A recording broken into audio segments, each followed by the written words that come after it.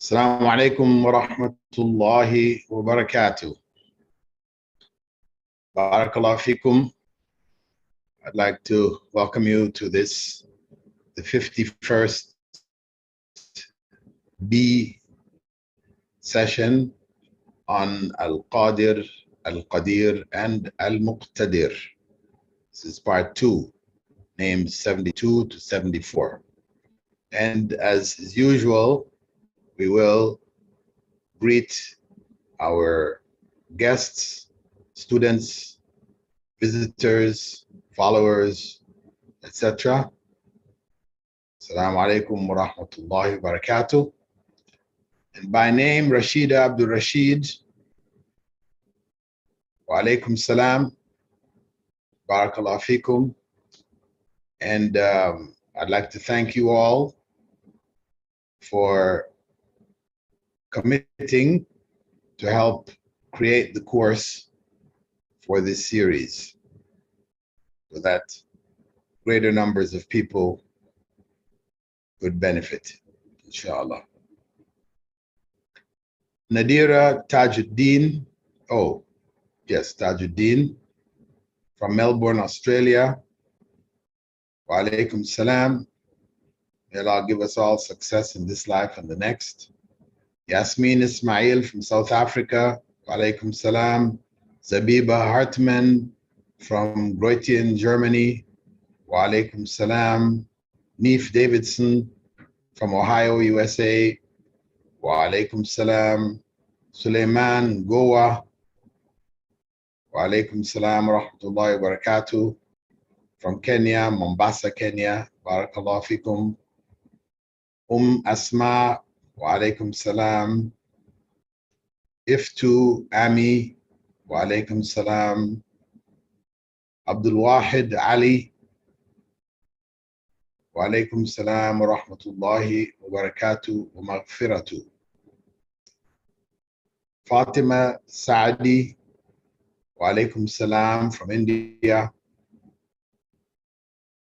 Luz Rodriguez from New York.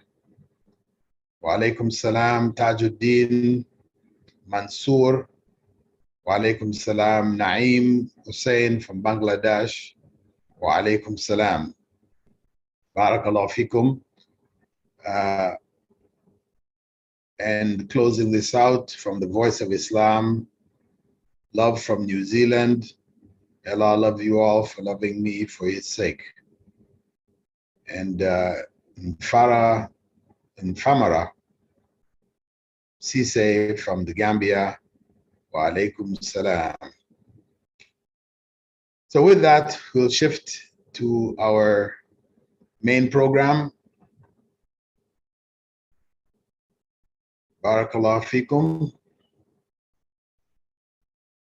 Assalamu alaikum wa rahmatullahi wa barakatuh.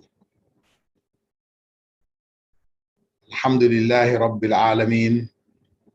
والصلاة والسلام على رسوله الكريم وعلى آله وأصحابه ومن استنى بسنته إلى يوم الدين. All praise is due to Allah, and may Allah's peace and blessings be on His last Prophet Muhammad ﷺ, and on all those who follow the path of righteousness until the last day. This is session 51B, covering al-Qaadir, al-Qadeer, and al-Muqtadir. These are names 72, 73, and 74. The able, the enabler, and the completely able. Part 2. In terms of Quranic location, as we mentioned in the part 1,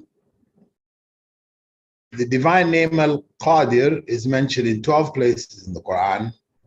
Among them is وَلَيْسَ الَّذِي خَلَقَ السَّمَاوَاتِ وَالْأَرْضِ بِقَادِرٍ عَلَىٰ أَن يَخْلُقَ مِثْلَهُمْ. Isn't He who created the heavens and the earth able to create the likes of them? Surah Yasin, verse 81. And in terms of al-Qadeer, it is mentioned 45 times in the Quran. For example, يعذب من يشاء ويغفر لمن يشاء والله على كل شيء قدير. He punishes whomsoever he wishes and forgives whomever he wishes. And Allah has power over everything. Surah Al-Ma'idah verse 40. The divine name al-Muqtadir is found 4 times in the Quran. وَكَانَ اللَّهُ عَلَى كُلِّ شَيْءٍ مُقْتَدِرًا. And Allah is perfectly able to do all things. Surah Al-Kahf verse 45. Linguistically, al-Qadir, al-Qadeer, and al-Muqtadir come from the triliteral root qaf, dal, ra, with qadrun as its verbal noun. It has 4 main meanings. The meaning first is to be capable. The second is to measure. The third is to decree. And the fourth is to prevail.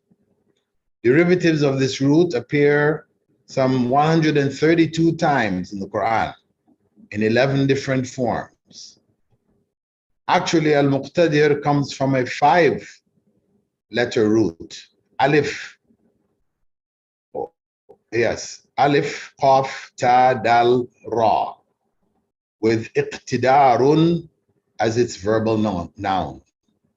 However, it carries the same meaning as Qadir, but a more intensive form.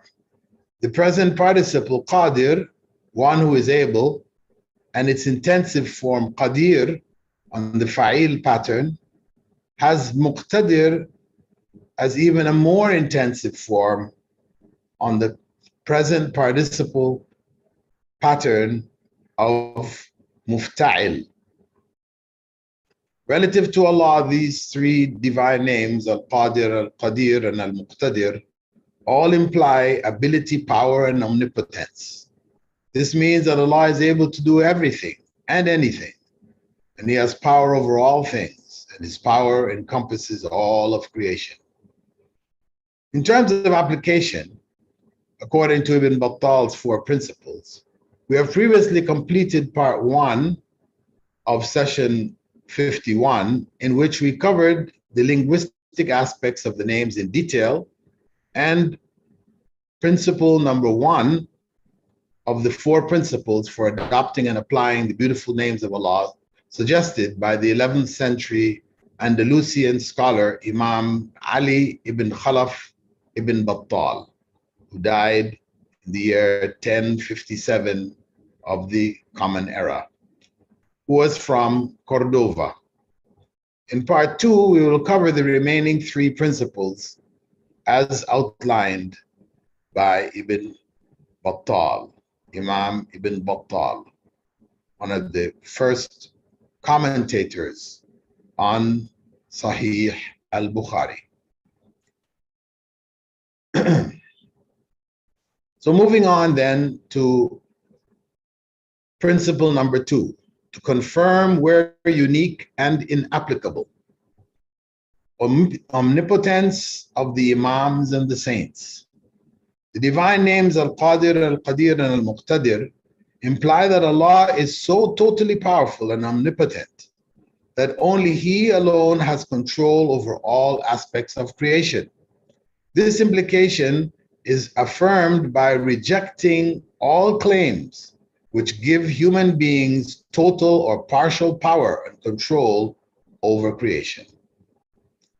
However, Imam Khomeini, in his book, The Islamic Government, stated, the spiritual status of the Imam is the universal divine vicegerency.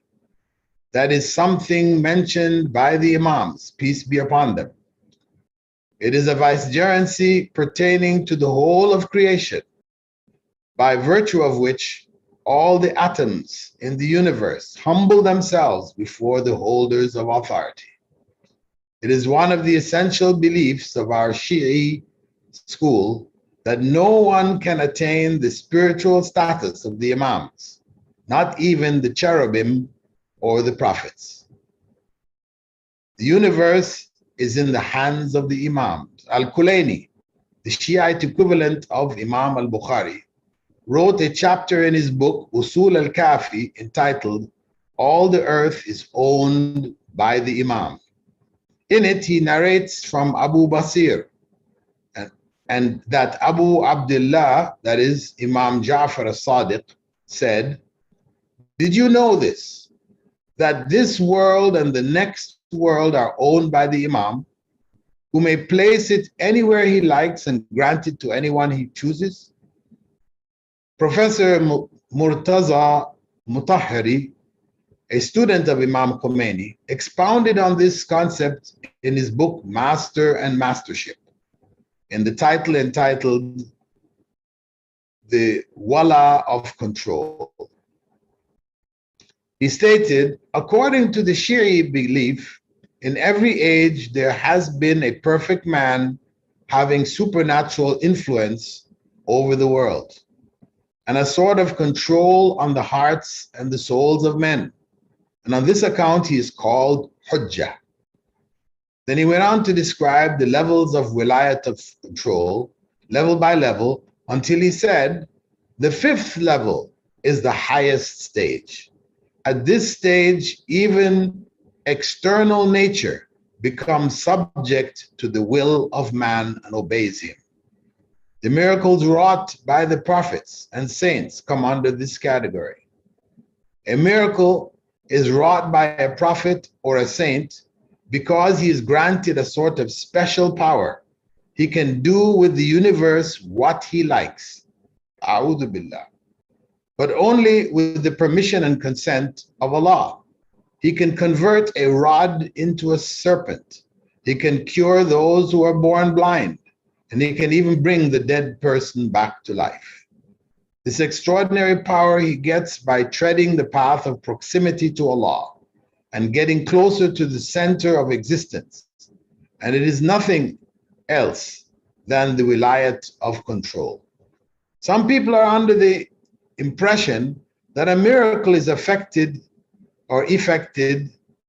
directly by Allah, and the prophets and the saints have no hand in its performance. For it is beyond human power to change the laws of nature. The prophets and the saints work only as showmen. According to this view, Mutahhari goes on to say, miracles are wrought direct by Allah without any human participation. However, this view is not correct. The Shiite belief regarding wilayat of control gives human beings Allah's supreme and universal power as al-Qaadir, al-Qadeer, and al-Muqtadir to completely control creation. This Shiite belief is clear evidence and clear deviance that open shirk in their belief system destroys Tawheed al-Asma wa Sifat. It must be totally rejected and condemned while affirming Allah's complete and unique control over the universe. In terms of Sufi numerology, the practice of assigning mathematical values to the ancient Hebrew alphabet, called the Abjad, was inherited by Muslim fortune tellers to interpret their clients' characters and to divine their futures. Consequently, it is not surprising to find that the Prophet's companion, Ibn Abbas, was reported to have denounced numerology as a form of magic. According to the Islamic law, fortune telling is included under the general heading of magic, and thus was classified as haram, forbidden, by the Prophet ﷺ himself. He said, Man ata arrafan fasa'alahu an shay lam tuqbal lahu salatun arba'ina layla. The prayer of one who visits a fortune teller and asks him about anything will not be accepted for 40 nights. A common example of Quranic numerology in reference or in frequent use until today is people's belief in the use of the number 786. 786. It is commonly used to represent the basmala and is written on amulets and documents for good luck, what is known as barakah. Quranic verses are also turned into numbers and used in the preparation of amulets. For example, in a popular book deceptively entitled Prophetic Medical Sciences, published in India, there are detailed instructions on how to prepare amulets, ta'weez, in part 2, Aini Amaliyat, by Sufi Muhammad Azizur Rahman Sahib, Panipati, and also in part 3, Naqshi Sulaimani, by Khawaja Ashraf Ali Lucknowi. In part 2, the contents offer amulets to cause love, to give victory, to make pregnancy, to increase sales in one's shop, and the repayment of loans, to spoil bewitchment, to release captives, to return a runaway person, to realign a displaced navel, and to develop a strong memory. Among the important rules to follow carefully, the author states, are rule number 3, keeping in mind the position of the stars and the moments is but essential for one who practices spell casting or writes an amulet. And rule 5, performing ablution is essential before muttering a spell or writing an amulet. Under the heading of miscellaneous amulets for love, the co-author, Sufi Muhammad Azizur Rahman Sahib, wrote in part 2, the following Naqsh chart is based on the following ayah of chapter 2, verse 165. يُحِبُّونَهُمْ كَحُبِّ اللَّهِ وَالَّذِينَ آمَنُوا أَشَدُّ حُبًّا لِلَّهِ. So there's a verse mentioned here, and as part of the amulet that's being made, after that Arabic text, there's a 786, right? Supposedly, Bismillah. And then the series of numbers that are written there, which don't follow any discernible pattern, except all of them are in the 300s. Following that, it has al-Hubb Fulan bin Fulan ala Hubb Fulan bin Fulan, which could be translated as love for so-and-so on the love of so-and-so. And then he has written underneath it instructions for use. He says there, the woman who keeps this chart, this naqsh, with her shall be exceedingly loved by her husband, and whoever looks at her will deeply fall in love with her. So naturally, this must have been a very popular, is a very popular amulet, naqsh, in India and wherever else people read this book. It is quite evident that this so-called Islamic amulet is a crude mixture of Quranic texts, pagan rites, and furthermore, the claims regarding it are themselves preposterous, and the rules mix ablution, normally done for prayer, with astrology, which the Prophet ﷺ classified as a branch of magic, about which he was reported to have said, whoever acquires knowledge of any branch of astrology has acquired knowledge of a branch of magic. The more he increases in that knowledge, the more he increases in sin. Such amulets also involve fortune telling because those who prepare them indirectly claim knowledge of future events, which will result from wearing these preparations. The Prophet ﷺ had said, whoever approaches a fortune teller and believes what he says has disbelieved in what was revealed to Muhammad. kufr, or an act of kufr. Belief in the power of numerology and its efficacy, and the efficacy of amulets, equate Allah's creatures with Him and gives His creation the divine attributes associated with His divine names, al-Qaadir, al-Qadeer, and al-Muqtadir. All the things which that amulets are supposedly able to do, as described in the prophetic medical sciences, to cause love, give victory, cause pregnancy, increase sales in one's shop, repayment of loans, spoil bewitchment, to release captives, to return a runaway person, and to realign a displaced navel. Where did that come from? And to develop a strong memory. All of these are the domain of al-Qadeer. Likewise, all claims that amulets have divine power and omnipotence to cause others to love you, to make you or others pregnant, or to give you victory over your enemies, etc., all are claims of open shirk in Tawheed al-Asma wa Sifat.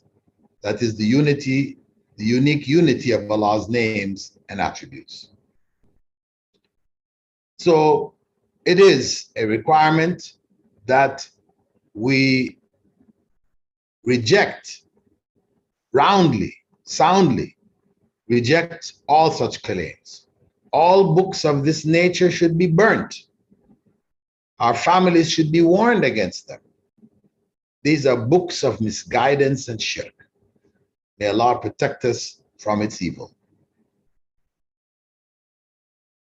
Principle number 3, to have hope where there is a promise. These divine names, al-Qaadir, al-Qadeer, and al-Muqtadir, like so many other divine names of power and omnipotence, are full of promises of support and eventual success from Allah in all of our endeavors, all our plans, and all our efforts.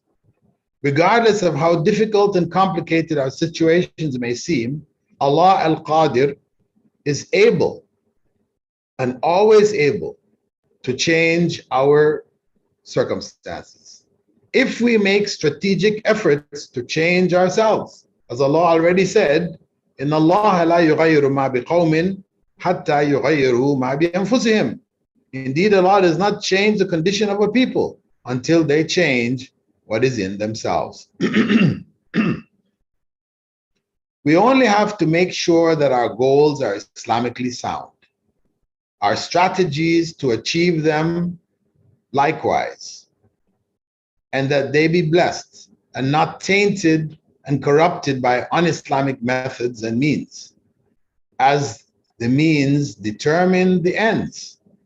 If we use haram means, no matter how noble and charitable the ends are meant to be, we are bound to get haram results in the sight of Allah, even if people are only aware of the apparently halal aspects of the ends.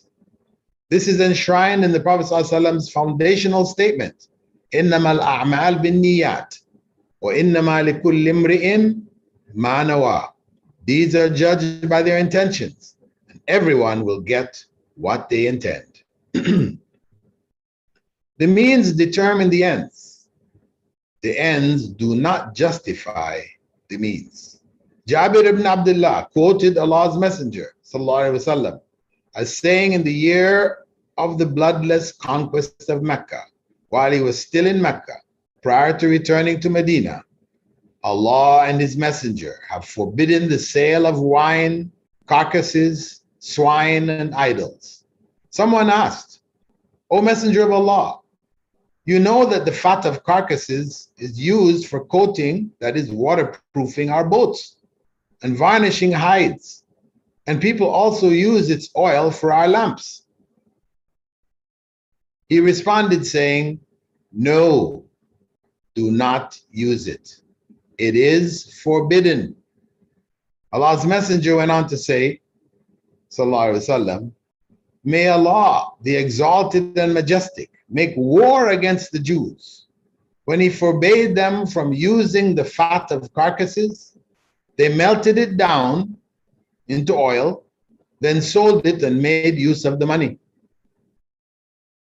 Under normal circumstances, haram means and items cannot be sold according to the Sharia. For as long as people benefit from their sale, they will continue to use them. It was also related that when the Prophet ﷺ was informed of a woman in Mecca who prostituted herself and gave her earnings in charity, he said it would have been better for her not to prostitute herself and not to give anything in charity. These divine names, al-Qadir, al-Qadeer, and al-Muqtadir, contain great divine promises that whatever sustenance we need will ultimately be provided by Allah. This reminder provides a solid foundation for patience in our times of need. It is also a strong reminder for us not to despair about receiving Allah's support at the first sign of failure or delay in the fulfillment of our plans. For Allah is the best of planners, and Allah promised us, saying, وَمَن يَتَّقِ اللَّهَ يَجْعَل لَّهُ مَخْرَجًا وَيَرْزُقْهُ مِنْ حَيْثُ لَا يَحْتَسِبُ. Allah will find a way out for whoever is mindful of Him, and He will provide for him from an unexpected source. Surah Talaq, verse 2 and 3. Reflecting on the meanings of these divine names, al-Qadir, al-Qadeer, and al-Muqtadir, should strongly discourage us from seeking sustenance from haram means, and encourage us to remain patient until the halal options that Allah promises become available. Or, even more importantly, we should make a concerted effort to find alternative means through cooperatives, whereby projects may be launched by involving the participation of other members of the community, if not all. We should always remember that the ends do not justify the means. Although the ends justifies the means is commonly quoted to justify the use of haram, and does not seem to be supported by the does seem to be supported by the well-known Sharia maxim, ad-dururat tubih al-mahdhurat, necessity makes permissible the forbidden. This fiqh maxim is often misused. Its use is only justified where human life and limb are threatened. It's not under any circumstances. Where you feel you have to do this thing, then it's okay. No, it's when your life is threatened. You're going to lose a limb, your hand, your foot, or something like this, if you don't get this operation, and nobody's giving you the money. So you take it out of the bank on a loan to save your life or your limb. So in life-threatening situations, the ends and necessity become saving a life. In such cases, using whatever means within reason, including the forbidden means, to save human life becomes justifiable and permissible. However, this legal maxim has to be used very cautiously and carefully by taking into account additional necessary conditions like disallowing their use when the harm becomes greater than the benefit. For example, where to save one person's life, involves the deliberate loss of two other people or more, it should not be done. On the other hand, focusing on the promise of provision should give us confidence to trust that Allah will provide for us alternative ways which will be sufficient for us. وَمَن يَتَوَكَّلْ عَلَى اللَّهِ فَهُوَ حَسْبُهُ. Whoever trusts in Allah will find Him sufficient for him. Surah Talaq, verse 3. Focusing on promises of help, nourishment, and sustenance in the divine names, al-Qadir, al-Qadeer, and al-Muqtadir, reminds us that this life is just a test and that bad times are inevitable. As Allah al-Muqtadir Himself says, وَلَنَبْلُوَنَّكُمْ بِشَيْءٍ مِّنَ الْخَوْفِ وَالْجُوعِ وَنَقْصٍ مِّنَ الْأَمْوَالِ وَالْأَنفُسِ وَالثَّمَرَاتِ وَبَشِّرِ الصَّابِرِينَ. Surely I will test you with fear, hunger, loss of wealth and life, and the fruits of your work. So give glad tidings to those who are patient. So Al-Baqarah verse 155.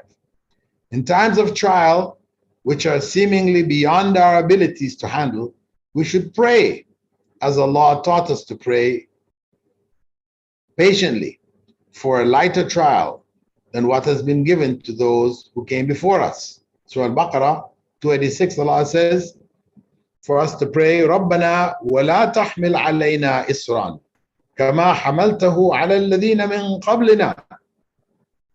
Our Lord, do not burden us as you burdened those before us. And He also told us to pray to make the burden not too heavy for us to handle.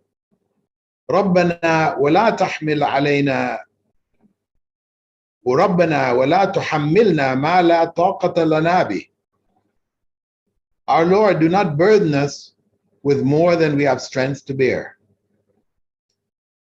So why did He teach us to pray in that way, knowing that it would never be the case? As He already clearly said, Allah has already clearly said, وَلَا يَظْلِمُ رَبُّكَ أَحَدًا. Your Lord will not oppress anyone. Surah Al-Kahf, verse 49. So, what can we conclude?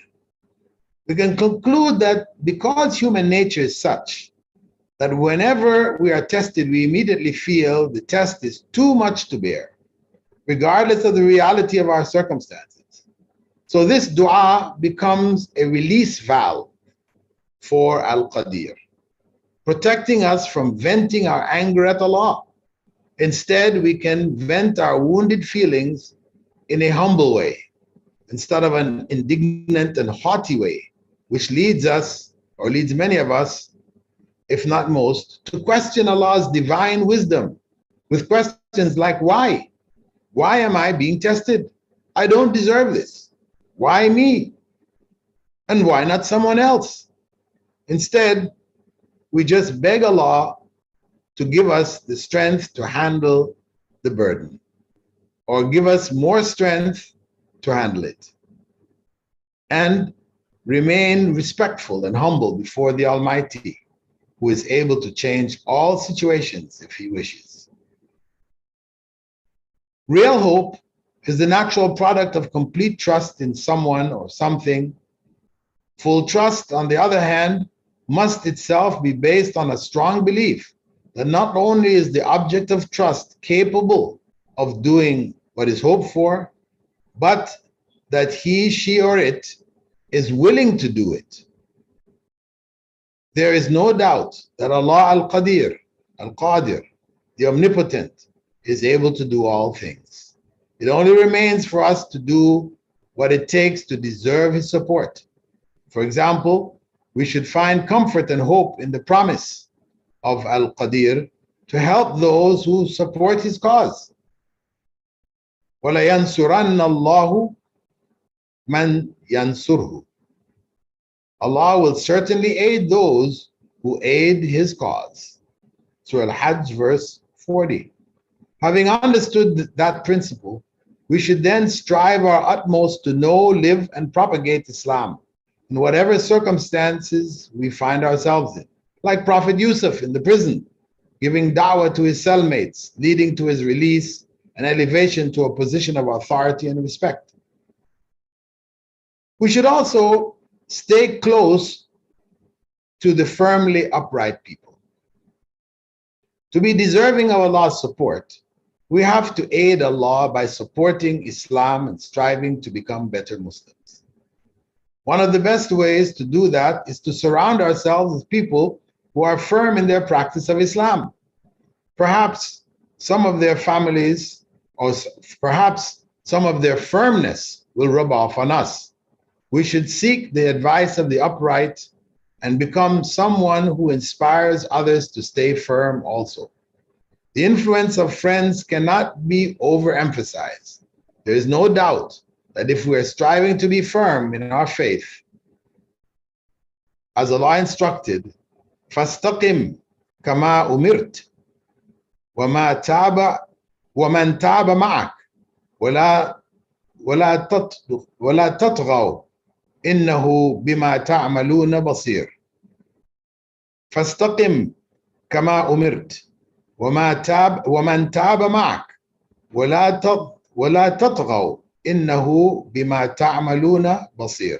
So keep firmly to the right course, as you have been commanded, come together with those who have repented along with you, and do not overstep the limits, for he sees everything you do. Surah Hud, verse 112. The peer pressure of a bad circle of friends can easily weaken our resolve and cause us to abandon the path, or as they say in the West, if you lay down with dogs, you will get up with fleas. The Prophet ﷺ made a simile of good friends being like the perfume merchants and bad friends being like the blacksmiths. Either the perfume merchant will give you some perfume, or you will at least go away smelling good from the fragrance of the perfume which he opened for you to smell. On the other hand, in the case of the blacksmith, either sparks from the hot iron he's beating will burn holes in your clothing, or at least you will walk away stinking of smoke. So we should choose our friends extremely carefully, as our entire future may depend entirely on them. The Prophet ﷺ warned, choose your friends well, for you will be raised on the day of judgment with your friends. The first thing the Prophet ﷺ did upon arriving in Medina was to construct a mosque, which served as the first community center for Muslims. It also served as the headquarters of leadership and a social center. At the same time, he established an actual bond of brotherhood between the Muhajirun, immigrants from Mecca, and the Ansar, the helpers from Medina. And Allah advised the community to stay together, saying, and keep yourselves patient by being with those who call upon their Lord in the morning and the evening, seeking his pleasure. And do not let your eyes overlook them, desiring the adornments of the world. And do not obey one whose heart I have made heedless of my remembrance, one who follows his desire and whose affair is ever in neglect. Surah Kahf, verse 28. When we are with a group of righteous friends, we always are reminded of Allah. We will easily find someone who can help us to be upright and commit ourselves to Allah's commandments. We will easily find someone that can help us to be patient, someone to compete with in doing righteous deeds. When we see our friends doing more acts of righteousness, worship, etc., increasing in charity and virtuous activities, dressing more modestly, more and more, memorizing the Quran and learning more about the deen, all of that will influence us and make us feel that we can do more.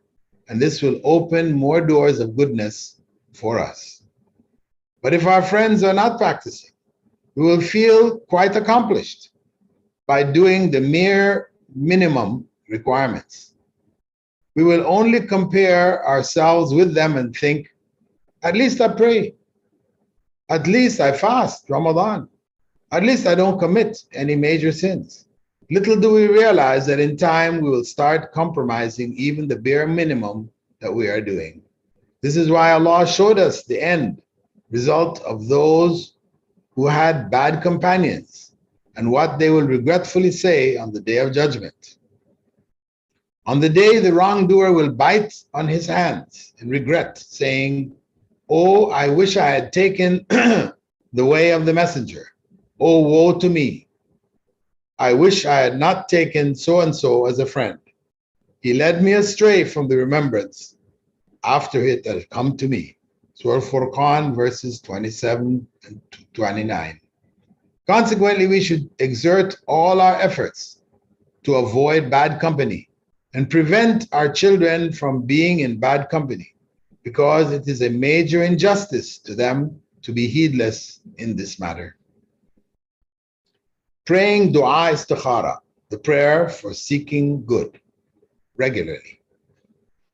Whenever we have a decision, no matter how big or small, we should consult al-Qadeer and al-Qaadir, the enabler, and ask his help in choosing what is best for us and our deen, in this life and in the hereafter, by praying to Allah and requesting his guidance with the sunnah dua of istikhara, the dua for seeking good. As human beings, we are constantly confronted with choices and decisions whose results, whether good or evil, are totally hidden from us. The uncertainties of our future leave us in a continual state of worry and doubt. Everyone would like to know what the future brings. To have a sense of certainty about the future is something all human beings secretly and openly long for. This desire sometimes leads them to commit idolatry by going to fortune tellers, soothsayers, oracles, witch doctors, etc., and listening to their predictions. Islam, being the natural and divinely ordained way, recognizes this innate need in human beings and has protected the pure faith of its followers from corruption by giving them a sense of contentment and peace in their daily lives through providing guidance in this respect. The guidance consists of clear instructions to the believers to put their trust ultimately in God whenever decisions are to be made. When trust is placed in the divine decree, a sense of commitment or contentment and happiness is sure to follow. In order to help us accept the concept of destiny and to keep our trust in Allah, Prophet Muhammad ﷺ taught his companions a special supplication known as Dua al-Istikhara. One of the Prophet ﷺ's companions by the name of Jabir as-Salami said, the Prophet ﷺ taught us to make the prayer of seeking good in all our affairs, the way he taught us a chapter from the Quran. He said, if any one of you decides on a matter, he should pray 2 units of voluntary prayer, then say, Allahumma inni astakhiruka bi ilmik. O Allah, I seek your guidance to do what is good for me because of your infinite knowledge. So we first begin by recognizing Allah's infinite knowledge because he is the foundation of Qadr. Knowledge is the foundation of Qadr, and Allah is the Muqtadir, the one who will fix the Qadr. In that way, we turn our affairs completely over to Allah, recognizing that his knowledge of the future is complete. He alone knows the consequences of our actions. Then we proceed saying, وَأَسْتَقْدِرُكَ بِقُدْرَتِكَ, and I seek your help because of your power. We ask Allah's help because he is al-Qadeer, having complete power over all things. Only Allah has the power to create the circumstances favorable for our choices. No human being can do it. Allah alone has the power to destine the circumstances which are in our favor. وَأَسْأَلُكَ مِنْ فَضْلِكَ الْعَظِيمِ, and I ask you from the greatness of your favors. We ask Allah a great favor from his grace, because if it is not from the grace of God, then any good choice we make will not be blessed. If it's not. But if it is from the grace of God, then any good choice we make will be blessed. So we're asking him for a favor from his grace. If we look at ourselves in terms of how many times we disobey God daily, none of us can claim that we deserve what we are asking Allah for. Absolutely not. Which is why Prophet Muhammad ﷺ told us very clearly that none of us will enter paradise simply because of our deeds, including himself. Meaning that we may think that we deserve it because of the good that we have done, However, on a strict scale of good and bad deeds, 1 to 1, no one would enter paradise. When Prophet Muhammad ﷺ told his companions that no one would enter paradise because of their deeds, they asked him, even you, O Messenger of Allah? And he replied, even I, unless one asks and is granted Allah's grace and mercy. As explained earlier, God's grace manifests itself by multiplying good deeds tenfold. Allah says in the Quran that one good deed is worth 10 times its value, and one evil deed is considered just as one. Man ja'a bil hasanati falahu ashru amthaliha wa man ja'a bis sayyi'ah fala yujza illa mithlaha wa hum la yuzlamun. Whoever has done a good deed will have its value multiplied 10 times to his credit, while whoever has done a bad deed will be repaid only with its equivalent, and they won't be wronged. Surah Al-An'am, verse 160. This is one of many ways that the grace of God is manifest in the world. He allows one good deed to erase 10 evil deeds, and in that way it becomes possible that the scale of our good deeds can outweigh our scale of evil deeds. This is the favor of Allah, without which no one from humankind or the jinn kind would ever enter paradise. So after asking Allah for His guidance, because of His infinite knowledge and His infinite power governing all things, we have to do so humbly and not demanding. We are taught to request that Allah grant us help as a favor from His grace and mercy. فَإِنَّكَ تَقْدِرُ وَلَا أَقْدِرُ. For surely you are able and I am not. The reason why we're turning to Allah is due to the fact that He is the only true power in this universe, and everything else which has power in the universe was given it by Allah. وَتَعْلَمُ وَلَا أَعْلَمُ. And you know and I don't know. The other reason is because whatever we know was informed by God. We can't and don't know anything by ourselves. Everything we know is from the knowledge which Allah gifted us. Allah informed us in the Quran that when He created Adam, He taught Adam the knowledge of categorizing, that is, naming everything. Allah granted him that knowledge. It is not something which Adam deduced or learned on his own through research. When one reads the history of scientific discoveries, in many cases, scientists, while researching in particular areas, accidentally stumble over new discoveries regarding something else altogether. That is, they found things often which they were not searching for, while failing to find what they were actually searching for. Many of the major discoveries of science were by accident.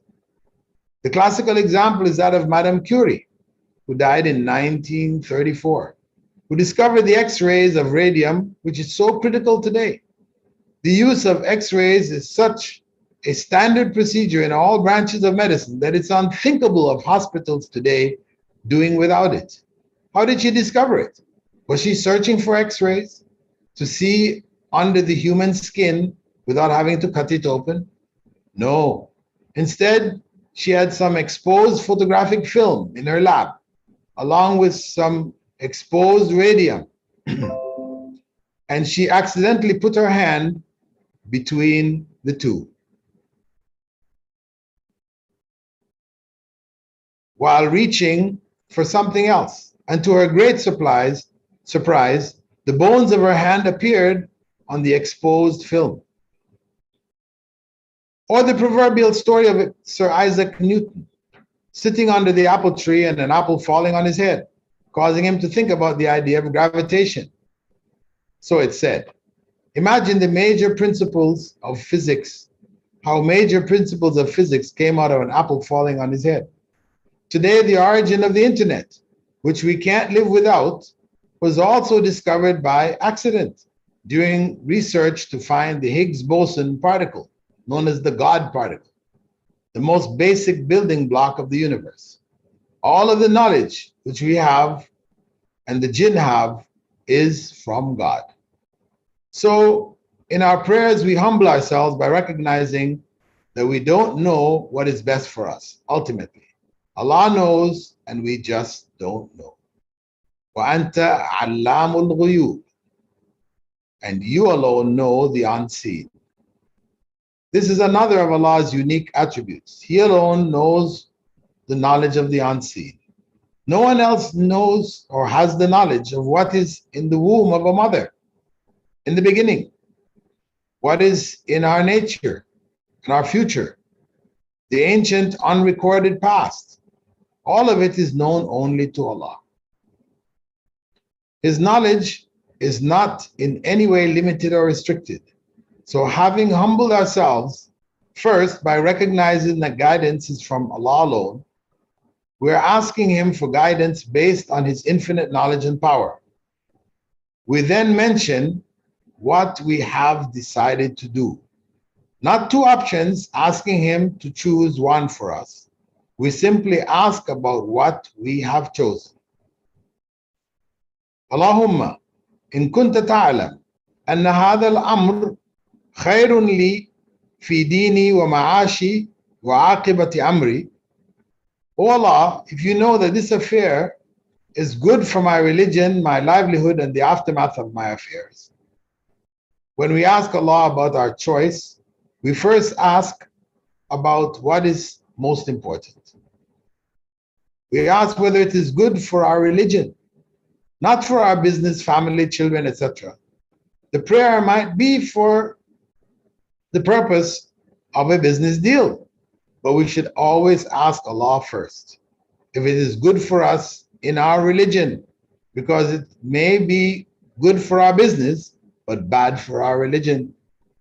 So first things should be first. We have to put first what is most important in our lives. In the same way that in our daily prayers we recite Surah Al-Fatiha, the first chapter in which we recognize God alone first, describing Him, Ar-Rahman Ar-Rahim, Malik Yawm Ad-Din. Then we ask Him to show us the right path. Ihdina as-sirat al-mustaqim. This is what Allah teaches us as most important to ask for. What is most important is guidance from Allah regarding what is good for us in our religion. Following that, we can then go to our livelihood and outcome of our affairs, because what is good for us today may turn out to be bad or dangerous for us and our family tomorrow. So we ask not only about what is good for our livelihood or our day-to-day existence, but we also ask that it not be harmful to us later on. If the good outweighs the bad in all these matters, then we ask Allah to destine it for us. فَقْدُرْهُ لِي وَيَسِّرْهُ لِي ثُمَّ بَارِكْ لِي فِي. Then decree it for me, make it easy for me, and bless me in it. So we ask Allah to bless it for us, to make it a part of our destiny, to create the circumstances for it to take place, to make it easy for us and to bless us in it. That is, we ask Allah to give us His blessings in what we have chosen to do. On the other hand, we ask Allah for His protection if it is not good for us. وَإِن كُنْتَ تَعْلَمْ أَنَّ هَذَا الْأَمْرُ شَرٌّ لِي فِي دِينِي وَمَعَاشِي وَعَاقِبَةِ أَمْرِي. But if you know that this affair is bad for my religion, my livelihood, and the aftermath of my affairs, فَصْرِفْهُ عَنِّي وَصْرِفْنِي عَنْهُ. Then turn it away from me and turn me away from it. But if you know, O Allah, what are we saying here? If you know, O Allah, that this affair is bad for my religion and bad for my livelihood, or the results of my choice I have made down the line, then turn me away from it and turn my heart away from it. We ask Allah for two things. We not only ask Allah to take it away from us, but something may be taken away from us, but we still have our hearts addicted to it, clinging to it, because that is what we really wanted to do.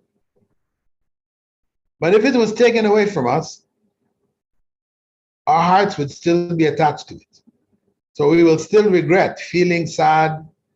So we may still try to chase it because our hearts are still attached to it. So we ask Allah not only to take it away from us, but to remove love from our hearts for it and destine otherwise. وَاقْدُرْ لِي الْخَيْرِ حَيْثُ كَانَ ثُمَّ رَدِّنِي بِهِ. And decree for me what is better, wherever it may be, and make me content with it. We ask Allah to destine for us what is better, whether it may be, wherever it may be, and make us pleased with it. Help us to accept it wholeheartedly. Here lies our greatest struggle, wherein Allah destines things which we don't like and we are naturally not pleased with. Such a situation makes our lives wretched. The wretched life is one that is not pleased with Allah's destiny. This is why Prophet Muhammad ﷺ stressed that we have to put our faith and trust in Allah completely. For if we put our full trust in Allah, we will be pleased with whatever He has destined for us. This is the correct faith. Having done that, how do we know which way to go? As was said earlier, this particular supplication is not made when we don't know what to do, when we have choices and we have not decided on one of them. Some people use these prayers under such circumstances and they expect an answer in their dreams or in the dreams of others. They expect that a sign is going to tell them which choice is good and which is evil. Or sometimes is going to, or something is going to happen by which they would be able to read into it some good or evil omens. Still, some others open the Quran at random, and wherever their fingers fall on the page, they recite the verses and interpret them in a good or bad fashion. Or they add up the numbers as per numerology and then predict good and evil of the choices. As a Muslim, we don't believe in numerology, as we said before. We don't believe in good and bad omens or in fortune telling. So this prayer is made when we have decided on one of our choices. Then we turn to Allah and ask Him if this is the better choice, to help us with it. And if it is not better, then take it away from us. This is quite simple, and all that we basically have to do. So after the prayer, we should go ahead and do what we decided to do. If we feel comfortable about our choice and it works out easily, then it's a clear sign that we have made the right choice. But if we start to feel suspicious, restless, uncomfortable about it, and it's not working out easily, then that is a clear sign for us that it's not a good choice. Allah alone knows what is better for us, and we really don't know. We don't know the future. All we have is a little knowledge around us now. So as believers, it is for us to submit ourselves to the will of Allah. That is Islam, submission to the will of God. Consequently, since this prayer is one path which should be learned like a chapter from the Quran, it is a requirement on each and every one of us to get a hold of it, learn it, use it, and pass it on to others. A commonly asked question concerning istikhara: how many times should this dua be recited? The number of times or days or time of day this dua should be made has not been specified. The Prophet ﷺ spoke about once in the narration of the hadith. As such, it is enough for us to do it once. Once we have done it, the sunnah is complete. However, if after doing it, we have doubts, we may make another choice and again do istikhara to seek Allah's guidance in our second choice. And if we still have doubts regarding our second choice, we can still make the dua istikhara for a new choice. So istikhara can be done each time a choice is made. There's no limit as to the number of times that one may make istikhara. But just going and doing 10 istikharas, you have one thing to do and you make 10 istikharas for it. No, this is not really from the Sunnah. That is why the Prophet ﷺ instructed his companions to make this prayer in all of the affairs of our lives. The most important point is that it should be performed properly and regularly. The last principle of Ibn Battal is to have fear where there is a warning. The divine names al-Qadeer, al-Qaadir, and al-Muqtadir contain direct warnings regarding the severity of Allah's punishment for those who reject Him, rebel against Him, and openly flout His laws, which have been revealed for the benefit of humankind. Those who boastfully deny God's existence and attribute whatever goods they have gathered in this world to their own efforts are warned about the severity of His punishments throughout the Quran. وَلَئِن كَفَرْتُمْ إِنَّ عَذَابِي لَشَدِيدٌ. But if you deny my favors, indeed my punishment will be severe. Denying Allah's favors includes denying His existence as atheists and deists do, as well as theists who disobey God's revealed laws as a result of making their own democratic whims and desires their ultimate God, who legislates for them and whom they worship besides Allah or along with Allah. Allah quoted in the Quran, أَرَأَيْتَ مَنِ اتَّخَذَ إِلَهَهُ هَوَى. Have you not seen the one who takes his desires as his God? Surah Al-Furqan, verse 43. In this way, even money can become one's God. As the Prophet ﷺ also said, Ta'isa abdul dinar wa dirham. The worshipper of the dinar and the dirham will always be miserable. Accumulating and enjoying the materials of this world will not bring lasting happiness. It will bring a temporary happiness, but like drugs, it wears off and the emptiness of our lives will come back to haunt us. This is why so many people at the height of their careers, having gathered millions and millions, end up committing suicide to the great amazement of their families, fans, and admirers. Truly accepting Allah in our lives and worshiping Him alone requires us to be fundamentally grateful to Him in times of success and patient in times of difficulty and trials. As the Prophet ﷺ said, a believer's affair is a wonderful thing. All of his affair is good, and that is not the case for anyone but a believer. If good times come to him, he is thankful, and thus it is good for him. And if bad times befall him, he is patient, and thus it was good for him. If we're not thankful to Allah for the good in our lives, we will not be able to be patient when bad times strike. For what will we have to fall back for comfort? Indeed, we will blame others around us and take out our frustrations on them, or blame ourselves and question why we didn't do this, or in frustration or blame bad luck and commit suicide. Therefore, our fear of Allah's displeasure and its severe consequences should motivate us to be both grateful to Allah in all the various circumstances that we can show our gratitude, and to be patient with Allah's preordained decisions in the countless ways we can show patience. Calling on Allah using these names as we now end our session. O Allah, Ya Qadir, Ya Qadeer, Ya Muqtadir, we know that your power is perfect. Adorn us with patience and contentment with your decree, and help us to inspire others to do likewise. Ya Qadeer, help us to turn to you and to consult you in big and small matters, and enable us to seek your forgiveness regularly. Ya Allah, Ya Muqtadir, destine for us the best of this world and the world to come, and grant us peace of mind and heart to accept your destiny as what is best for us and our families and the Ummah. Ameen, Ameen, Ameen. Barakallahu feekum. Assalamu alaikum wa rahmatullahi wa barakatuh. We will now shift to the third portion of our session, that of our questions and answers.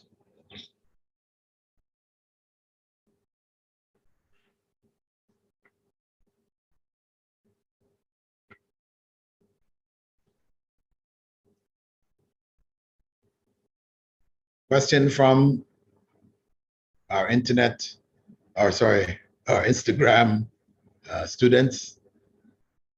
What deeds should we do in these 10 days? Good deeds.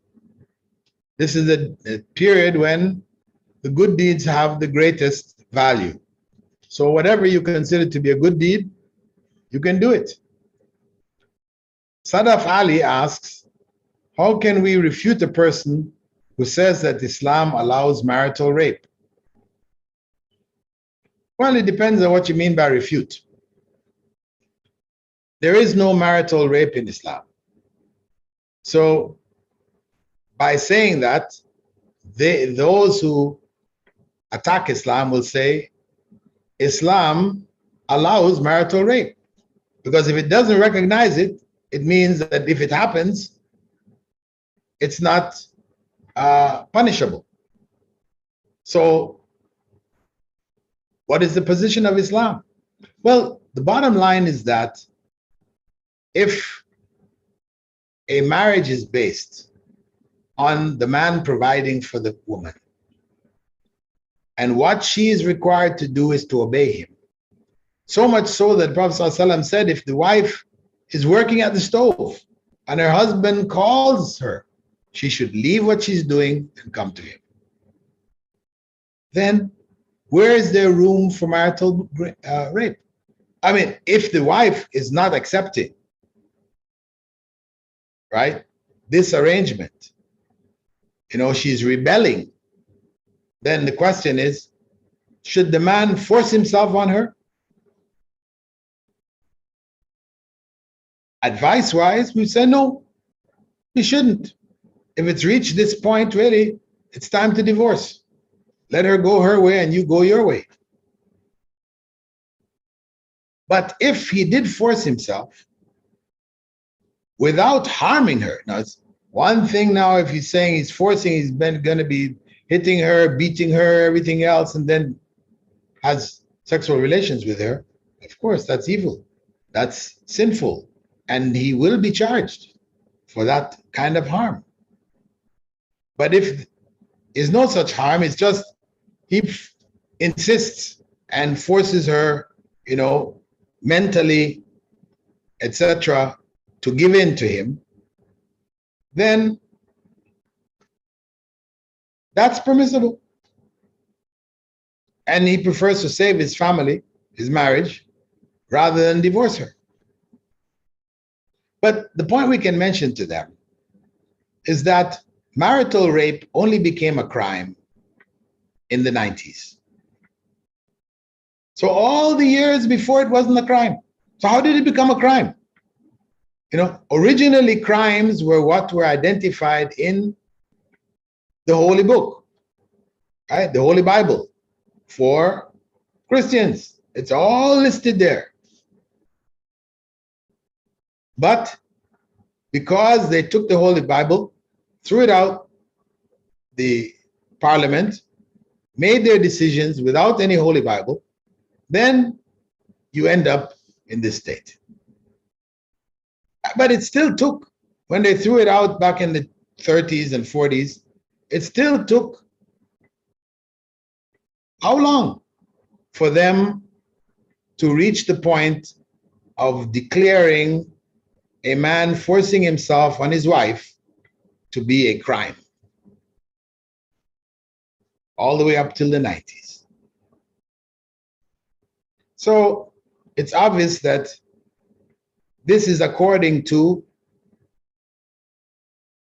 democratic choices made by some countries. There are many countries on the earth that don't hold it to be rape. So what is it? Is it rape or is it not rape? So it's not just Islam. There are other countries which are not Muslim countries who don't consider it to be a crime. There's no such thing on their law books. So it's not just Islam.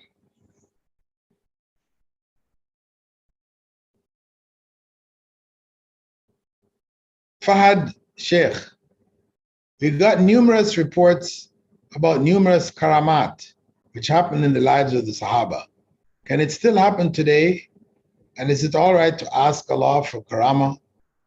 I mean, that is like miraculous happenings.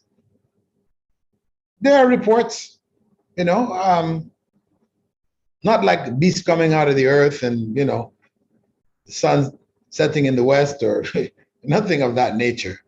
But, some incidences where they were able to cross over rivers that normally would not have been able to cross over. So a few incidents reported. And all around the world, there are incidents every year that happen which may be called miraculous, because there was no way this was supposed to happen. So karamat could happen anytime, anywhere, if Allah so wills it. Kasumba Zubair asks, what is the difference between civilization and modernization? Some people in Europe and some wealthy families are regarded as civilized compared to other societies who are less advanced. Well, civilization is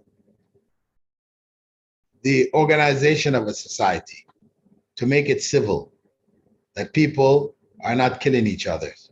There are rules, etc., governing the society which protect its citizens. That's a civilization. Modernization is improvement of things as time goes on. They're not one and the same, though modernization tends to happen along with advances in civilization. So it is true, I think, though, that it's generally presented that Western nations are civilized and the other nations are uncivilized. Of course, that's nonsense. What's going on in the West, where they have removed incest from the law books, where in Europe, many countries of Europe, a man can marry his mother or can have sex, or not even marry, have sexual relations with his mother, his sister, and his daughter. Is that civilized? That is uncivilized. That is pure and clear evidence of a lack of civilization.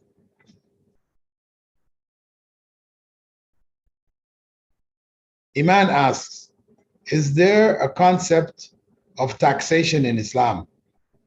If not, what is the solution? What solution does Islam provide for financing governments?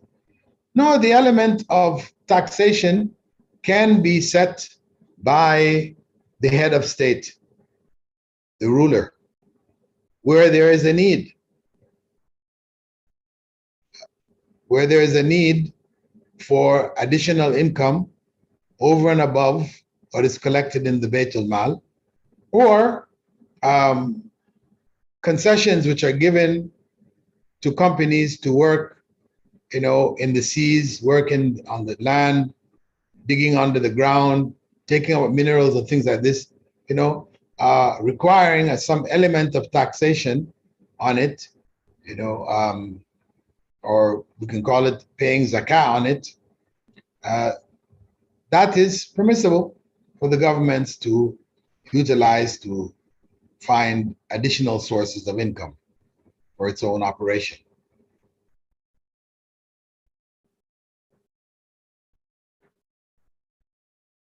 Dr. Bilal, in your experience, what are the actions or habits that makes a person fail in this life and the next? Oh, that's a whole lecture.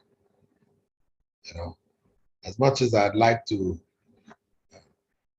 answer your question, it's a bit too vast. But we can say in general, the belief and the actions which will cause failure in this life and the next are beliefs against Islam, the teachings of Islam, against the teachings of God, and actions which go against the teachings of God. So whatever action is out there which goes against Sharia, the laws of God, that ultimately is going to cause failure for that person in this life and or the next.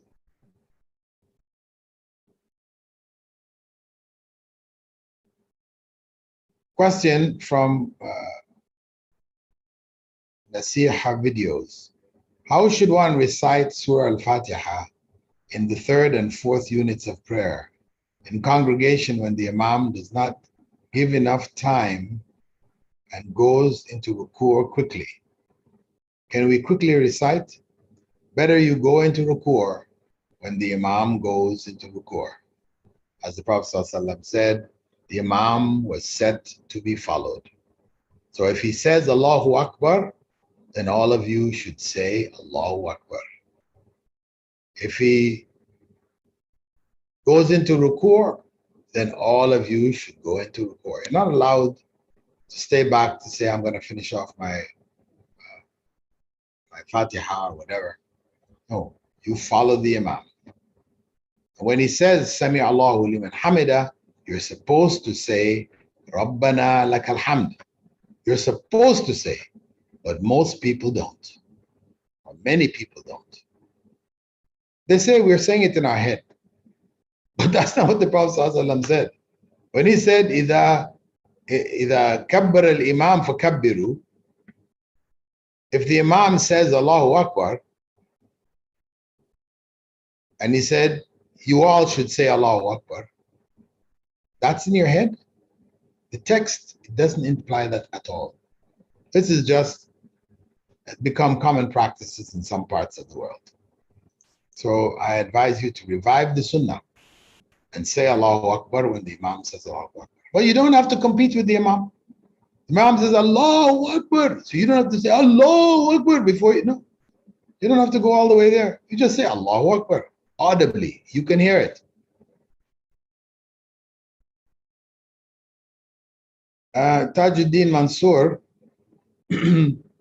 asks, people read some ayahs of Quran and blow on cloves and tie it around their necks, saying that the Quranic ayah has the power to cure, and claim that it's like a ruqya.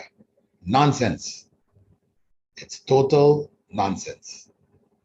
Don't do it, and encourage people not to do it. Wolfgang Farouk says, studies have compared pornography to hard drugs, and that's why it's extremely difficult for addicts to overcome it. How can we fight this drug? Pornography, I guess. Well, this is a relative comparison, meaning that the difficulty that it takes for one to get out of it, on a level is similar to the difficulty that a drug addict has to give up drugs. But in reality, it's not. The one who is giving up drugs, he goes into, state of reaction. His body reacts. His whole body starts, craving this thing, and causes him to foam at the mouth. And please don't compare that to a person giving up pornography. Maybe psychologically, it's a struggle for him, etc. But it's not like, a person who has to give up drugs, hard drugs. Saeed asks, what is the right way to fast Arafah for us who are out of Mecca and we have a different time zone? Follow Mecca.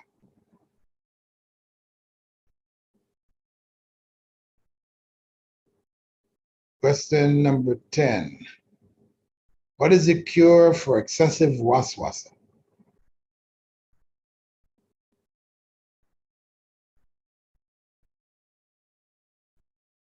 Non-Muslims who are laughing and living carefree lives, do they have regrets in their hearts? Some of them do, some of them don't. Who knows? Allah knows. In terms of excessive waswasa, which stops you from completing your wudu, then it's better you have somebody beside you who can remind you that you have completed your actions. And if you pray and you're having difficulty forgetting the rak'at and this, let somebody pray along with you. You can pray along with somebody. Sunnah. Pray along with somebody to help you. Abdullah Sheikh asks, if a person has suffered a stroke, because of it he can't remember and recite the adhkar of the salah properly, what is required of them for their salah to be valid? How can they offer it? Do the best you can. What you're not able to do, Allah will excuse you. Khalid Saleh, I heard that it is not permissible for a woman to shave or cut her hair short in Islam. Is this true according to Islamic law? Well, she is covering her head when she goes out. So whether she has shaved her head or she hasn't shaved her head, who will know? There's nothing actually which forbids her, although for people completing Hajj, the Prophet ﷺ advised women to take, an inch or two from their plaits, right? Their hair is plaited. From the end, an inch or two, they can cut. They don't have to shave their heads as men do. But he didn't actually say it is haram to do so, forbidden to do so. He just gave that general advice. So even so, that's on Hajj. Outside of Hajj, of course, what is forbidden for the woman in terms of cutting her hair is that she looks like a man. And she's exposing herself looking like a man, in her dress, etc. This is included. So that's what would not be permissible.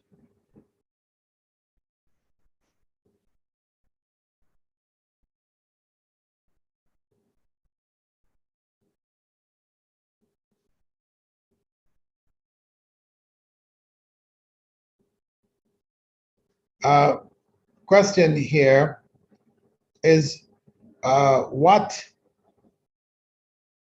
are my thoughts, asking me, on a woman seeking to become a judge, an Islamic judge in Kenya, a Qadi, an Islamic judge? Well, I don't know of anything which forbids it. We can only say that traditionally, historically, Qadis have been men. But does that mean that a Qadi could never be a woman? I don't have evidence to say yay or nay.